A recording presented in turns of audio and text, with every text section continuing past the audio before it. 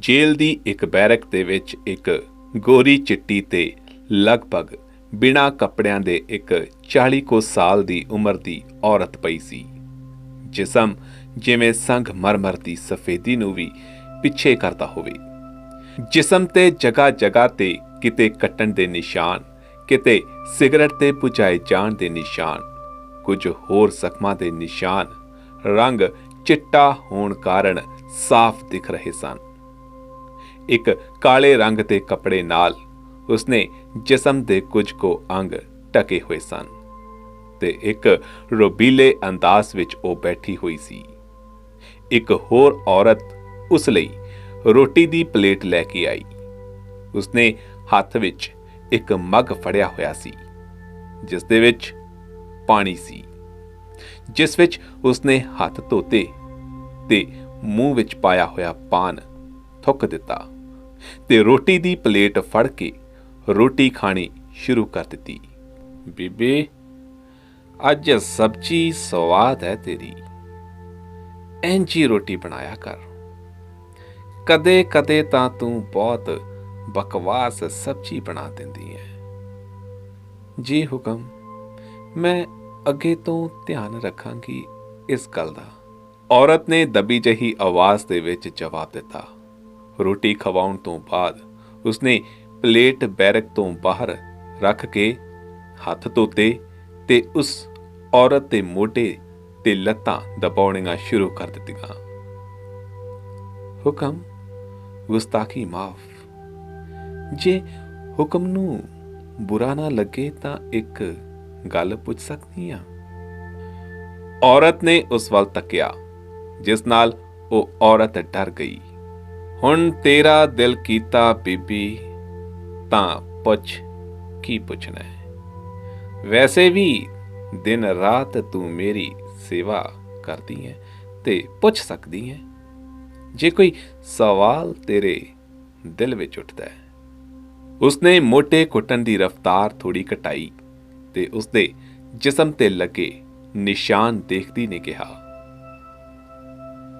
ਹੁਕਮ, ਤੁਹਾਨੂੰ ਕਈ ਸਾਲ ਹੋ ਗਏ ਇਸ ਜੇਲ੍ਹ ਦੀ ਬੈਰਕ ਵਿੱਚ ਆਏ ਤੇ ਮੈਨੂੰ ਤੁਹਾਡੀ ਸੇਵਾ ਕਰਦੇ।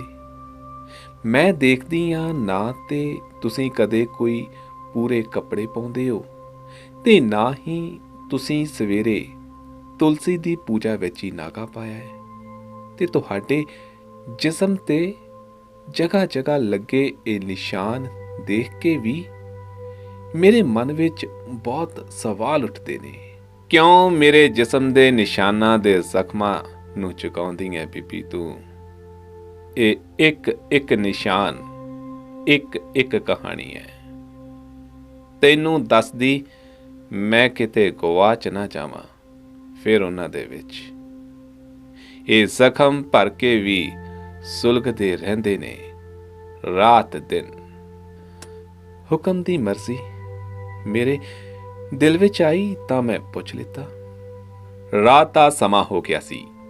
ਬੈਰਕ ਦੇ ਦਰਵਾਜ਼ੇ ਤੇ ਤਾਲਾ ਲਗਾਉਣ ਆਏ ਸਿਪਾਹੀ ਨੇ ਅਜੀਬ ਨਜ਼ਰਾਂ ਦੇ ਨਾਲ ਦੇਖ ਕੇ ਮੂੰਹ ਪਰੇ ਘੁਮਾ ਲਿਆ। ਸੇਵਾਦਾਰ ਔਰਤ ਨੇ ਜ਼ਮੀਨ ਤੇ ਹੀ ਕੱਪੜਾ ਪਾ ਕੇ ਉੱਥੇ ਲੇਟ ਗਈ, ਹੁਕਮ ਦੇ ਤਖਤ ਪੋਸ਼ ਹੇਠਾਂ। ਬੀਬੀ ਸੋ ਗਈ? ਨਹੀਂ ਹੁਕਮ, ਜਾਗਦੀ ਹਾਂ। ਕੁਝ ਚਾਹੀਦਾ ਹੈ? ਬੀਬੀ, ਔਰਤ ਨੂੰ ਖਰੀਦ ਨਹੀਂ ਸਕਦੀ ਤੇ ਨਾ ਹੀ ਉਸਨੂੰ ਬਾਜ਼ਾਰ ਵਿੱਚ ਖਰੀਦਣ ਜਾਂਦੀ ਹੈ। ਨਾ ਉਸਦੀ ਬੋਲੀ ਲਗਾਉਂਦੀ ਹੈ ਤੇ ਨਾ ਹੀ ਉਸਦੀ ਅਸਮਤ ਲੁੱਟਦੀ ਹੈ। ਇਹ ਸਭ ਬੰਦਾ ਕਰਦਾ ਹੈ ਤੇ ਖੁਦ ਨੂੰ ਮਰਦ ਕਹਿੰਦਾ ਹੈ। ਫਿਰ ਉਸਨੇ ਇੱਕ ਮੋਟੀ ਗਾਲ ਕੱਢੀ, ਤੂੰ ਜੋ ਪੁੱਛ ਲਿੱਤਾ ਉਹ ਮੇਰੀ ਕਹਾਣੀ ਹੈ ਜੋ ਮੈਂ ਭੁੱਲ ਕੇ ਵੀ ਭੁੱਲ ਨਹੀਂ ਪਾਉਂਦੀ। ਮੈਂ 16 ਸਾਲ ਦੀ ਸੀ ਜਦੋਂ ਮੈਨੂੰ ਇਸ਼ਕ ਹੋ ਗਿਆ ਸੀ ਰਸੂਲ ਨਾਲ। ਉਸਨੇ ਕਈ ख्वाब ਦਿਖਾਏ ਮੈਨੂੰ ਤੇ ਮੈਂ ਦੇਖੇ ਤੇ ਸੱਚ ਵੀ ਮੰਨੇ। ਇੱਕ ਰਾਤ ਉਸਨੇ ਮੈਨੂੰ ਕਿਹਾ ਕਿ ਆਪਾਂ ਘਰੋਂ ਭੱਜ ਕੇ ਵਿਆਹ ਕਰਵਾ ਲੈਂਦੇ ਹਾਂ। ਮੈਂ ਇਸ਼ਕ ਵਿੱਚ ਅੰਨੀ ਮੰਨ ਗਈ ਤੇ ਘਰ ਦਾ ਜ਼ੇਵਰ ਲੈ ਕੇ ਉਸਦੇ ਨਾਲ ਭੱਜ ਗਈ।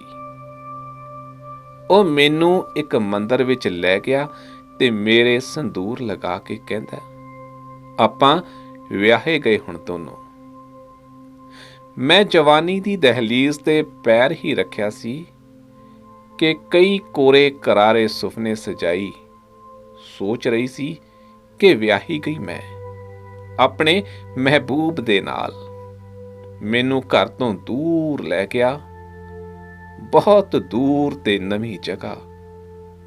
ਉਹ ਮੈਨੂੰ ਲੱਗ ਰਿਹਾ ਸੀ ਕਿ ਇੱਕ ਨਵੀਂ ਖੁਸ਼ਹਾਲ ਗ੍ਰਹਿਸਤੀ ਸ਼ੁਰੂ ਹੋਣ ਲੱਗੀ ਹੈ ਮੇਰੀ। ਉਹ ਮੈਨੂੰ ਖੂਬ ਸਜਾ ਫਬਾ ਇੱਕ ਵੱਡੇ ਹੋਟਲ ਦੇ ਵਿੱਚ ਲੈ ਗਿਆ ਤੇ ਮੈਨੂੰ ਇੱਕ ਆਲੀਸ਼ਾਨ ਕਮਰੇ ਵਿੱਚ ਛੱਡ ਦਿੱਤਾ ਤੇ ਖੁਦ ਕਹਿੰਦਾ ਕਿ ਮੈਂ ਹੁਣੇ ਆਉਂਦਾ। ਤੈਨੂੰ ਪਤਾ ਬੀਬੀ ਉਹ ਕਿੱਥੇ ਗਿਆ ਸੀ? ਤੈਨੂੰ ਕੀ ਪਤਾ ਹੋਣਾ? ਮੈਨੂੰ ਜਦ ਪਤਾ ਨਹੀਂ ਸੀ। ਉਹ ਮੇਰੀ ਪਹਿਲੀ ਰਾਤ ਦਾ ਸੌਦਾ ਕਰਨ ਗਿਆ ਸੀ ਕਿਸੇ ਸ਼ੇਖ ਕੋਲ, ਤੇ ਇਹ ਜੋ ਮੇਰੇ ਮੋਢੇ ਤੇ ਸਿਗਾਰ ਭਿਜਾਉਣ ਦਾ ਨਿਸ਼ਾਨ ਹੈ, ਇਹ ਉਸ ਸ਼ੇਖ ਦਾ ਦਿੱਤਾ ਹੋਇਆ ਹੈ।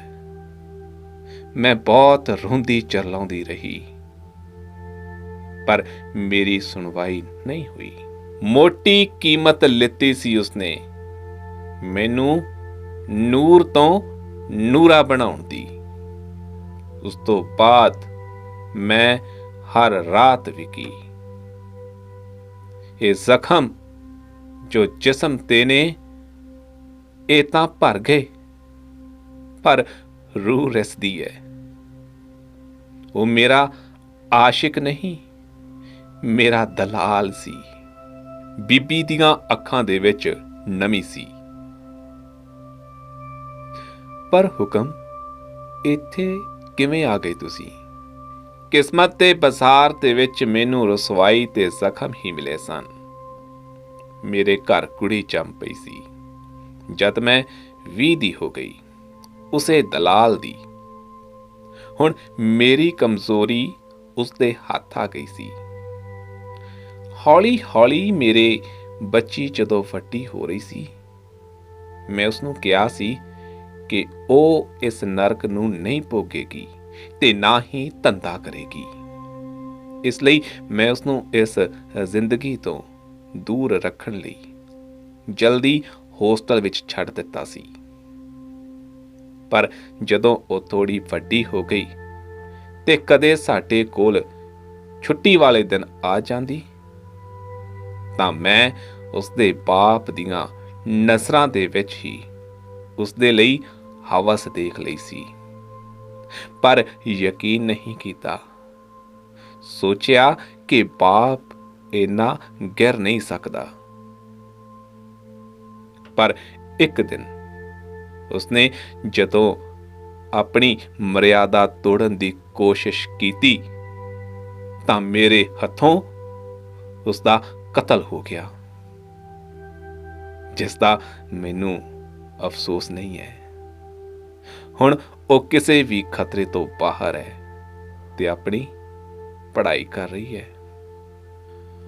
ਹੁਕਮ ਕਹਿ ਬੀਬੀ ਨੇ ਉਸ ਨੂੰ ਉੱਠ ਕੇ ਗਲੇ ਲਗਾ ਲਿੱਤਾ। ਤੁਸੀਂ ਬਹੁਤ ਬਰਦਾਸ਼ਤ ਕੀਤਾ, ਪਰ ਅਜੇ ਵੀ ਇੱਕ ਸਵਾਲ ਹੈ ਹੁਕਮ, ਤੁਸੀਂ ਕੱਪੜੇ।